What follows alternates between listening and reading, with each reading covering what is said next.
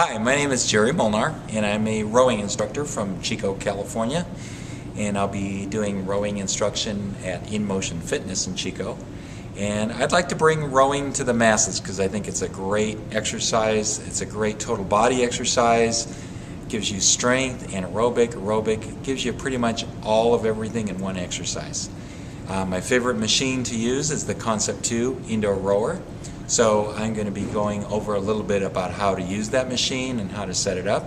And we're also going to be covering some techniques, proper rowing techniques. Okay, so let's get started. This is the Concept 2 Model D rower. This is one of their latest rowers. This one's equipped with their standard PM3 with the option of the wireless PM4 that allows for wireless racing between different rowers. And this rower actually comes apart in two pieces very easily for convenient storage and transportation. And the way that we do that is we grab this little handle here, flip it up, break the two pieces apart, and as you can see, they very easily come apart. And to put them back together again, there's a little hook in the front of the monorail. It goes into the metal bar right there. Slip the two pieces back together, snap the handle back down, and we're back together again. So to set up the rower, you want to set up the monitor so that it moves back and forth and tilts. Set it up so that it's about at your eye level. And moving over to the damper, this damper adjusts how much air comes into this flywheel here, and it adjusts the resistance setting. It goes from a high of 10 to a low of 1. It doesn't directly give you resistance. It actually influences your resistance dependent on how fast you pull the handle. At the high damper setting of 10, you're going to experience a high resistance at a slow handle speed, and the lower numbers down here near the bottom between 1 and 4, you're going to experience a high resistance at a fast handle speed. We recommend for most people new to rowing that you put the damper between 3 and 5. This will give you the smoothest rowing action, allow you to row for a longer period of time, and give you the best feel. And it also will not load you up real high in the arms and shoulders at the beginning of the rowing stroke. So the handle right now is in the storage position near the front of the flywheel. So to start, we want to bring it down to the starting hook, and then next we want to adjust the flex foot positions, and this is going to adjust the height of your feet on these footboards, and ideally you want to adjust the height of these so that this foot strap comes across about the ball of your foot. And to move these up and down, just pull this flap forward, grab the bottom of the foot strap, move it up and down, and there's little holes where you can move them. And you want to set it so that it comes across right about at the ball of your foot. And this will allow you to come forward at the catch fully and allow you to rise your heel a little bit. You want to be able to flex that foot forward. Okay, next we're going to do some slow motion rowing using just the upper body. This is frequently done as a warm-up exercise to get going. So to do arms and back only, push the arms straight out, body follows, and then pull back with the back.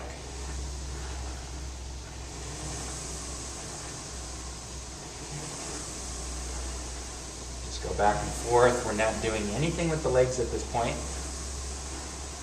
Just arms and body. Keep the wrists flat.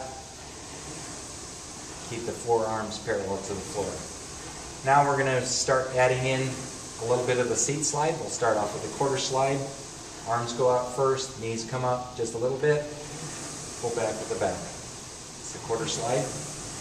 Now we're going to slide a little bit further into a half slide. A little bit further up on the monorail. Arms out first.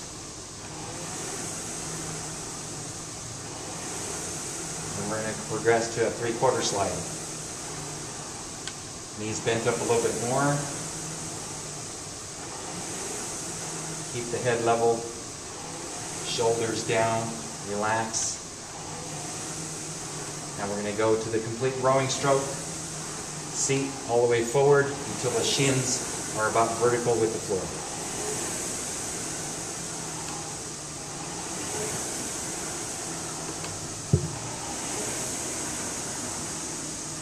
Now, there's actually four portions of the rowing stroke. There's the catch at the beginning, the drive or the push where you're actually producing the power, and the recovery where the handle finishes at the lower part of the chest with a slight layback at the 1:30 or 1 o'clock position of about 15 or 20 degrees.